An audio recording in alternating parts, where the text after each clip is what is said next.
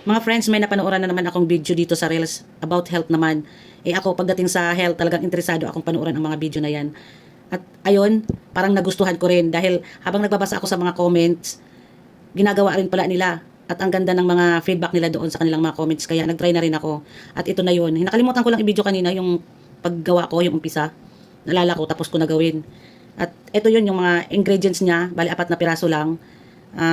Honey, bawang, luya, at saka sibuyas. Hiwa-hiwain mo lang sila ng maliliit. Tapos ilalagay dito sa garapon. Ayan o, yung honey ko, doon ako bumili sa Mercury para sure ako na hindi ako mapipiki. Kasi kailangan talaga pure honey ang ilalagay mo dito. Bali, tatansyahin mo na lang ang dami ng honey na ilalagay mo. Itong ginawa ko, bali, pang 1 linggo na iinumin ko. Dinagdagan ko pa pala siya ng isang ingredients. Cloves ang inilagay ko kasi pakiramdam ko, feeling ko, mas maganda kung may cloves. Pero doon sa pinanooran ko na video, bali 4 lang na ingredients, yun nga lang na sinabi ko na sibuyas, bawang, at saka luya, at saka honey. Pero sa akin naging 5 kasi may cloves nga, di ba? Pwede rin pala ito sa mga bata kasi boost immune system ito. Sinearch ko rin ito sa YouTube. Maraming benepisyo ang makukuha natin dito pag tayo iinom nito. Kaya nainganyo na rin ako gumawa. Ang pag-inom nito, 1 kutsara sa umaga hindi pa mag-aalmusal.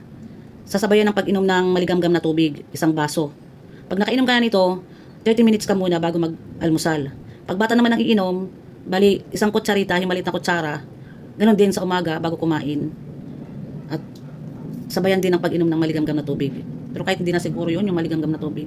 Sa mga bata, alam nyo naman ang mga bata, masyadong mga ano sa pag-inom.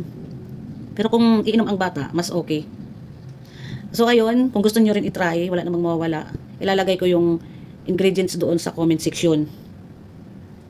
So yun lang, thank you for watching. Bye-bye and God bless sa ating lahat. Ingatan natin ang ating kalusugan. Kalusugan ay kayamanan natin. Bye-bye.